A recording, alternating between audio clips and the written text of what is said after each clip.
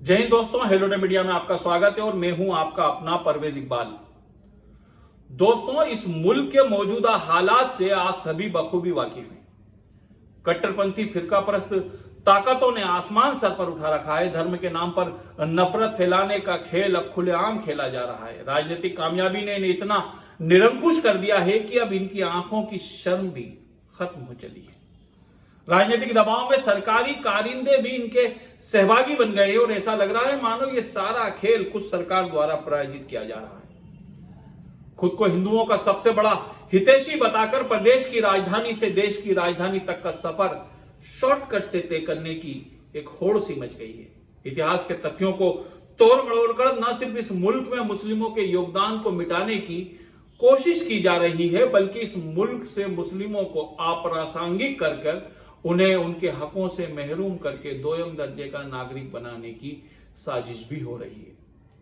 मुट्ठी भर कट्टरपंथी सांप्रदायिक लोक सत्ता को कायम रखने के लालच में इस मुल्क की ज्यादातर सहिष्णु और शांतिपुरी हिंदू आबादी के मन में मुस्लिमों के लिए नफरत भरने का काम कर रहे हैं। और विडंबना तो यह है कि अपने इस कुत्सित प्रयास में वो अपने ही उन धर्मनिरपेक्ष हिंदू नायकों को सांप्रदायिक बताकर उनका अपमान कर रहे हैं, जो अपनी धर्मनिरपेक्षता, सूझबूझ और बगैर भेदभाव के शासन चलाने की वजह से इतिहास के पन्नों में महान शासकों के रूप में गिने जाते हैं।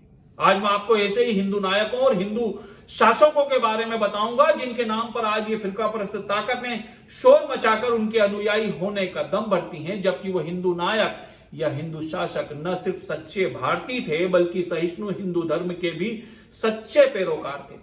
वो धर्म मजहब के भेदभाव के बगैर संभव से राजधर्म का पालन करते थे। उनके दरबार में उनके सहयोगियों में सिर्फ हिंदू ही नहीं बल्कि कई मुस्लिम भी शामिल थे।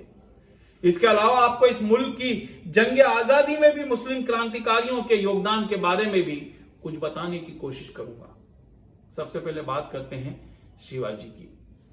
कुछ दिनों पहले शिवाजी पर आधारित जाता राजा नाम का एक नाटक बनाकर उन्हें मुस्लिम विरोधी बताने की नाकाम कोशिश की गई, जबकि शिवाजी ने अपने पूरे शासनकाल में बगैर किसी भेदभाव के राज किया। उनके कार्यकाल में सभी धर्म मजहब के लोग सुखी और सुरक्षित थे। इतना ही नहीं, शिवाजी सभी धर्मों का सम्मान भी करते थे। शिवाजी के दादा मालोजी राव भोंसले एक मुस्लिम सूफी संत शाह शरीफ से इतने प्रभावित थे कि उन्होंने अपने पुत्रों के नाम भी शाहजी और शरीफ जी ही रखे थे। यहां तक कि खुद शिवाजी की सेना में 30% मुस्लिम शामिल थे। शिवाजी के राज की गुप्तचर एजेंसी का जिम्मा मौलाना हैदर अली के पास था, तो वहीं शिवाजी के तोपखाने की कमान इब्राहिम खान और नौसेना बेड़े की कमान संबल खान के हाथों में थी। शिवाजी को जब मुगलों ने आगरा के किले में नजरबंद किया था तो उन्हें केस से छुड़ाने में मदारी मेहतर नाम के एक मुस्लिम ने महत्वपूर्ण भूमिका निभाई थी। इतना ही नहीं, अफजल खान ने जब सुलह वार्ता के दौरान शिवाजी को खेमे में बुलाकर मारने की साजिश रची थी, तब भी रुस्तम जमा खान नाम के एक मुस्लिम ने ही शिवाजी को साजिश से आगाह करके उनकी जान बचाई थी। शिवाजी ने अपनी राजधानी रायगढ़ में अपने किले के सामने एक मंदिर के साथ साथ ही एक विशाल मस्जिद का भी निर्माण करवाया था। ऐसे धर्मनिरपेक्ष शिवाजी को सांप्रदायिक बताना क्या शिवाजी का अपमान नहीं है? और ये सब बातें जो मैं कह रहा हूं इतिहास के पन्नों में दर्ज है, आप खोलकर देख सकते हैं। इसी तरह महाराणा प्रताप के नाम पर भी नफरत फैलाई जाती है, जबकि महाराणा की सेना में भी कई मुस्लिम सिपाही उनके साथ कांधे से कांधा मिलाकर मुगलों से जंग लड़ा करते थे। महाराणा के एक मुस्लिम सेनापति हकीम खां सूरी ने तो महाराणा पर फेंके गए भाले को अपनी छाती पर झेलकर महाराणा की जान बचाई थी। ये तथ्य भी इतिहास के पन्नों में दर्ज है। इतिहास के पन्नों में यह भी दर्ज है कि अंग्रेजों की गुलामी के चलते जब ग्वालियर के गद्दारों ने रानी लक्ष्मीबाई से दगाबाजी की थी, तब गुल मोहम्मद खान और गौस मोहम्मद खान नाम के मुसलमानों ने लक्ष्मीबाई का साथ देते हुए अपनी जान कुर्बान कर दी थी, जिनकी मज़ारें आज भी ग्वालियर के लाल किले में मौजूद है। स्वामी दयानंद सरस्वती को तो ये कट्टरपंथी संगठन अपना आदर्श बताते हैं। 1960-1970 के दशक से आरएसएस उन्हें अपना आदर्श हिंदू बताती रही है। मैं खुद भी ये मानता हूं कि बेशक स्वामी दयानंद सरस्वती एक आदर्श हिंदू थे। 11 सितंबर 1893 को स्वामी दयानंद सरस्वती ने शिकागो में कास्ट, कल्चर एंड सोशलिज्म विषय पर आयोजित सेमिनार में जो कहा था वो भारत का न सिर्फ कटु सत्य था बल्कि उस भाषण में भारत की समस्या और उसका समाधान भी मौजूद था। सेमिनार में भारत के दलित पर बोलते हुए स्वामी जी ने कहा था कि शूद्रों ने अपना हक मांगने के लिए जब जब भी मुंह खोला तब तब उनकी जीभ काट दी गई। लेकिन अब वक्त आ गया है कि दलितों को उनके हक, उनके अधिकार लौटा दिए जाएं, वरना जिस दिन दलित जागकर अपने शोषण को समझ लेगा उस दिन उनकी ताकतवर फूंक से हमारा समाज उड़ जाएगा। स्वामी को आदर्श मानने वालों ने स्वामी जी की इस बात को कितनी अहमियत दी, इसका पता दलित उत्पीड़न के आंकड़े बता सकते हैं। इस्लाम को तलवार के जोर पर फैला मजहब बताने वाले शिकागो में ही दिए गए स्वामी जी के भाषण का यह अंश भी सुन लें, जिसमें स्वामी जी इस्लाम पर बोलते हुए कहते हैं कि यह बिल्कुल सही है कि भारत में मुस्लिम शासकों के आने के बाद इस्लाम तेजी से फैला और देखते ही देखते भारत का हर 5वां व्यक्ति मुस्लिम बन गया। लेकिन इस्लाम तलवार के जोर पर फैला, यह कहना पागलपन है। स्वामी जी कहते हैं कि मुसलमानों के आगमन और उनके विजय के बाद हमारे देश के गरीबों और दलितों ने जब इस्लाम में गरीब और दलित के लिए भेदभाव रहित मान सम्मान देखा, उनकी आजादी को महसूस किया, तो जो लोग जमींदार और पुरोहितों की दास्ता से त्रस्त थे उन्होंने इस्लाम कबूल कर लिया। और यही वजह है कि भारत के बंगाल और यूपी जैसे हिस्सों में जहां जमींदारी प्रथा ज्यादा थी वहां इस्लाम तेजी से फैला। ये थे शिकागो में दिए गए स्वामी जी के भाषण के कुछ अंश। अब बात जरा जंग आजादी की भी कर लेते हैं।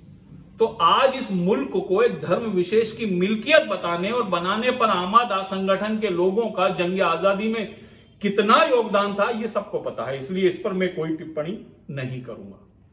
हालांकि अपने मुल्क की आजादी के लिए जंग लड़ने वालों को धर्म, मजहब, जाति के आधार पर बांटना या उनका धार्मिक आधार पर तबसरा करना उन शहीदों का अपमान है जिन्होंने हर जाति, धर्म, मजहब की हदों को तोड़कर इस मुल्क के लिए अपनी जान को कुर्बान कर दिया। लेकिन आज कुछ सांप्रदायिक ताकतें हर बात धार्मिक नजर से देखकर मुस्लिमों के योगदान को अप्रासंगिक करना चाहती हैं। इसलिए मजबूरन मुझे भी कहना पड़ रहा है कि मुस्लिमों के बगैर जंग आजादी में कामयाबी मुमकिन नहीं थी। इतिहास के तथ्य उठाकर देख लीजिए। अंग्रेजों के खिलाफ पहली जंग का आगाज 1857 में नवाब सिराजुद्दौला ने किया था। आजादी पर लिखी कृष्ण कल्की और सैयद शाहनवाज की किताब लहू बोलता है में दर्ज है कि 1857 की क्रांति में 1 लाख मुस्लिम शहीद हुए थे। कानपुर से फर्रुखाबाद तक का कोई पेड़ ऐसा नहीं था जिस पर क्रांतिकारी मुस्लिम धर्मगुरुओं को फांसी न दी गई हो।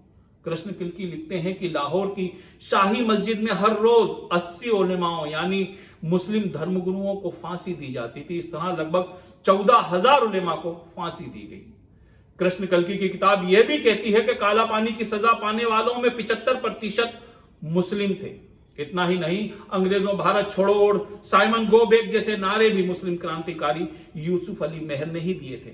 उस वक्त क्रांतिकारियों में जोश जगा देने वाला और आज राजनेताओं के भाषण की समाप्ति का प्रसिद्ध नारा जय हिंद भी मुस्लिम क्रांतिकारी आबिद हसन साफरानी और जंग आजादी से लेकर आज तक हर नाइंसाफी के खिलाफ बुलंद होने वाला इनकलाब जिंदाबाद का नारा भी एक मुस्लिम हसरत मोहानी का ही दिया हुआ है। आजादी के परवानों में जोश फूकने वाला गीत सरफरोशी की तमन्ना अब हमारे दिल में है, देखना है जोर कितना बाजुए कातिल में है। इस गीत की रचना भी एक मुस्लिम बिस्मिल अजीमाबादी ने ही की थी। आज दुनिया भर में हर हिंदुस्तानी द्वारा गर्व से गाया जाने वाला गीत सारे जहां से अच्छा हिंदुस्तान हमारा भी अल्लामा इकबाल की कलम का ही शाकार है। कभी किसी फुवड़ काल्पनिक फिल्म तो कभी किसी पूर्वाग्रह से ग्रस्त संगठन के अधकचरे ज्ञान से मुस्लिमों को अप्रासंगिक मानने वाली एक बड़ी आबादी को तो शायद यह भी पता नहीं होगा कि 15 अगस्त 1947 को जब देश आजाद हुआ था तो लाल किले के प्राचीर से अंग्रेजी हुकूमत का झंडा निकालकर सबसे पहले तिरंगा झंडा लहराने वाला भी एक मुस्लिम ही था जिसका नाम जनरल शाहनवाज था। जनरल शाहनवाज नेताजी सुभाष चंद्र बोस के अभिन्न सहयोगी थे और आजाद हिंद फौज के कमांडर भी थे। तिरंगे की बात से याद आया कि भारत की आन बान शान ये तिरंगा झंडा भी एक मुस्लिम महिला सुरैया तैयब द्वारा ही डिजाइन किया गया था, जो क्रांतिकारी बदरुद्दीन तैयब की बीवी थी। ये तो आजादी के दौर की बातें हैं। ये फिरकापरस्त ताकतें मुगलों के नाम पर भी आज के मुस्लिमों को निशाना बनाती हैं। यदि मुगलों के शासनकाल की भी बात करें तो आपको बता दूं कि मुगलों के शासनकाल में भारत सुपर पावर का दर्जा रखता था। आज जिस अखंड भारत की बात संघ प्रमुख करते हैं वो अखंड भारत मुगलों ने ही बनाया था। अलग अलग टुकड़ों में बटे राज्यों को एक देश बनाकर मुगलों ने ही दिल्ली को राजधानी का दर्जा दिया था, जो आज तक कायम है। जर्मन अमेरिकी इतिहासकार एंड्रे गंडर फ्रैंक अपनी किताब reorient global economy in the Asian age में लिखते हैं कि मुगल शासक औरंगजेब के शासनकाल में भारत की सीमाएं सबसे ज्यादा फैली हुई थी। यही वो दौर था जब भारत आर्थिक रूप से इतना मजबूत था कि सारे विश्व की आधी दौलत भारत के पास थी। यही वो दौर था जब भारत को सोने की चिड़िया कहा जाता था। मुगलों ने भारत में सिर्फ ताजमहल, लाल किले और कुतुब मीनार जैसी विश्व प्रसिद्ध इमारतें ही नहीं बनवाई, बल्कि औरंगजेब के राज में ही दलितों को सत्ता में ऊंचे ओहदे देकर उन्हें बराबरी का दर्जा देने की कोशिश भी की गई। मध्यकाल के इतिहासकार हरबंश मुखिया कहते हैं कि मुगलों के शासनकाल में भारत के शहरों का तेजी से विकास हुआ। मुगलों के वक्त दिल्ली को पेरिस से भी ज्यादा समृद्ध और विकसित शहर माना जाता था। आज भले ही कुछ संगठन अपनी सांप्रदायिक सोच के चलते मुसलमानों के योगदान को मिटाने पर आमादा हैं, हो सकता है कि ये आगे जाकर इतिहास के पन्नों से यह भी मिटा दें कि मुस्लिम शासक टीपू सुल्तान ने ही रॉकेट लॉन्चर का आविष्कार किया था। मुगलों के बनाए ताजमहल और कुतुब मीनार पर अपना दावा करने वाले बेवकूफ कल को परमाणु मिसाइल देने वाले अब्दुल कलाम के योगदान को भी भुलाकर उसे भी किसी अंग्रेजों के माफी वीर के नाम लिख सकते हैं। मुस्लिमों से देशभक्ति का प्रमाण पत्र मांगने वाले इन बेवकूफों को कोई बताए कि पाकिस्तान से हुई 1965 की जंग में पाकिस्तानी टैंकों को उड़ाते हुए अपनी शहादत देने वाले परमवीर चक्र से सम्मानित अब्दुल हमीद भी एक मुस्लिम मां के ही सपूत थे। और आज भी 30,000 से ज्यादा मुस्लिम सैनिक भारतीय सेना का अभिन्न अंग होकर देश की सीमा पर तैनात हैं। कोई ने यह भी बताया कि आज भारत में विदेशों से सबसे ज्यादा पैसा मुस्लिम समाज के लोग ही भेजते हैं। इसलिए भले ही ये फिरकापरस्त ताकतें सत्ता के लालच में नफरत का खेल खेल रही हो, लेकिन किसी मुल्क की लगभग 20% आबादी यानी लगभग 30 करोड़ मुस्लिमों को देश से निकालने का दावा हास्यास्पद ही लगता है। लेकिन अफसोस की बात तो यह है कि देश को फिरकापरस्ती की आग में धीरे धीरे सुलगाया जा रहा है और सबका साथ सबका विकास की बात करने वाले प्रधानमंत्री चुप हैं।